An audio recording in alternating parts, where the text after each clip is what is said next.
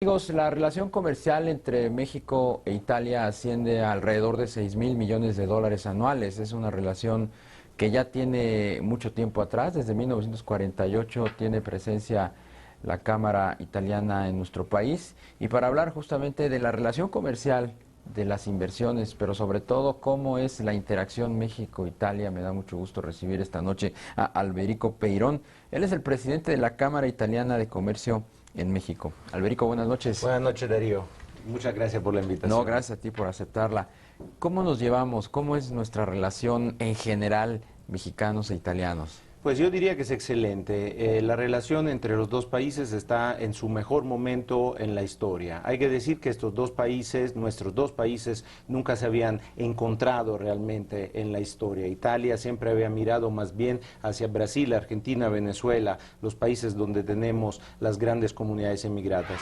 Y entonces México había quedado un poco en el tintero, era una asignatura pendiente. Sin embargo, a partir de los años 90 y 2000 todavía más, se acelera la relación que creo que tenga su culminación el año pasado con la visita del entonces primer ministro de Italia, Enrico Letta, y este año con la visita del presidente Peña Nieto a Italia. Son dos hechos muy significativos, entrelazados por otras visitas oficiales que han habido, que marcan cómo los dos países realmente se hayan encontrado tarde, digamos, más vale tarde que nunca, pero tarde, pero muy bien. La relación no tiene ningún punto de aspereza. En realidad, los dos países comparten totalmente la agenda internacional y es un encuentro, quiero decir, muy fecundo y muy positivo. ¿Cuáles serían las afinidades que tú observas entre mexicanos e italianos, más allá del gusto, por ejemplo, por el fútbol? Pues el fútbol yo creo que es una afinidad muy importante. Yo creo que Sí. somos dos culturas latinas muy parecidas. Tenemos la misma raíz, que es la cultura realmente de la antigua Roma, la cultura y la misma religión, que son dos aspectos muy importantes. Y sobre todo yo creo el hecho de que italianos y mexicanos no tenemos antefactos históricos, o sea, no hay la relación entre los dos países es una página en blanco, no hay hechos del pasado que puedan molestar. Entonces eso hace que realmente haya una gran simpatía, porque yo creo que este es el punto, hay una gran simpatía y hasta admiración mutua. Los italianos tenemos mucha ilusión con México, para nosotros es un país lleno de cosas bonitas y cosas interesantes, y asimismo creo que los mexicanos se Claro. maquinan Italia. Claro, también los admiramos mucho a los italianos. ¿Cómo es la relación comercial? 6.000 millones de dólares anuales es poco, es mucho para el potencial que tenemos como países. Y el primer punto que quisiera destacar es el gran crecimiento, porque es una relación que ha venido creciendo a doble dígito en los últimos 10 años de forma prácticamente constante. Entonces realmente demuestra el gran potencial. Italia es el segundo proveedor de México dentro de la Unión Europea, cosas que pocos saben, pero muchos se imaginan que países con mayor tradición, como lo pueden ser Francia o España, le vendan más a México. En realidad es Italia, después de Alemania, el segundo proveedor.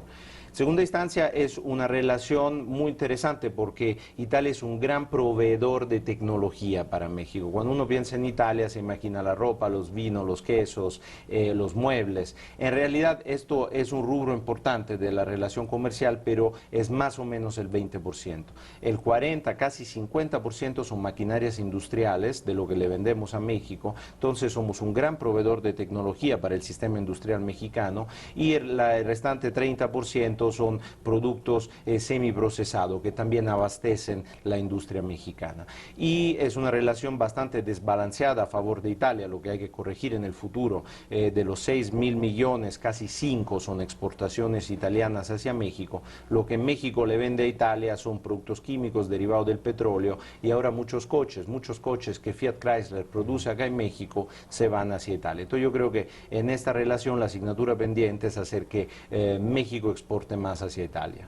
Por ejemplo, me viene a la mente dos empresas, ya mencionaste una, Fiat, Chrysler, pero justamente en él acaba de ganar uno de los procesos licitatorios de la ronda energética, de la ronda uno, como parte de la apertura del sector energético. En él es una empresa muy importante que tiene muchísimos intereses en el sector energético de México. Así es, absolutamente. Esto es lo que está cambiando ahora en cuanto a la inversión. Antes la presencia era más ligada a las pequeñas y medianas empresas. Hoy los grandes colosos italianos están invirtiendo en México. Hemos mencionado Fiat Chrysler, Eni, que es la petrolera italiana, que es el equivalente del Pemex italiano, acaba de ganar en la ronda 1. Enel, que es como una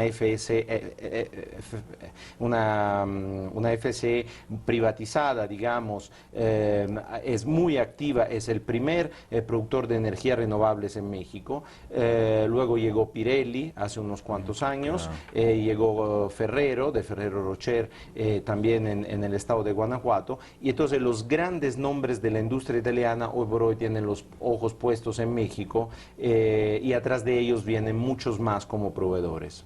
¿Qué otras grandes empresas italianas tienen ustedes expandidas por todo el mundo que en un momento dado pudieran voltear la mirada hacia México? Pues ahí está, por ejemplo, Danieli, que es un gran productor de hornos para acero, que ahora comienza a tener una operación en Monterrey. En el mundo de la moda también está Hermenegildo Seña, que tiene una planta aquí en el Distrito Federal.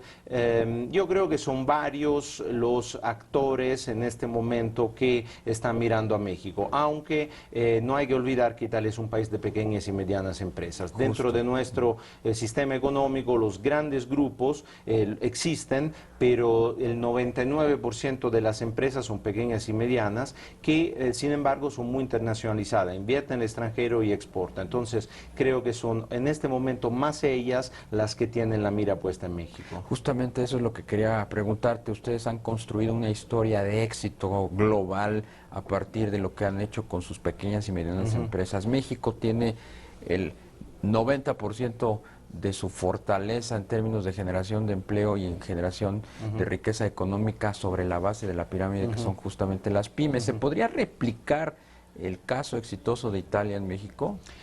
Nosotros pensamos que sí, y de hecho ya ha habido algunos casos de esta transferencia de metodologías italianas.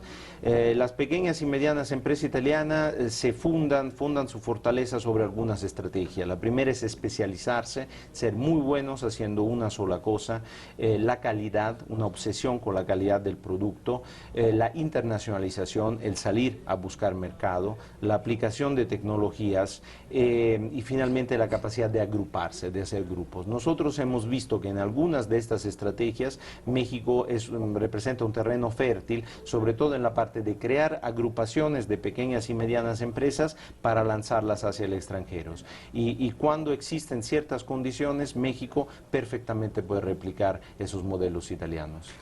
Decías que se han especializado mucho, que una de las directrices de las pymes y del modelo italiano de fortalecimiento de las pymes es la especialización.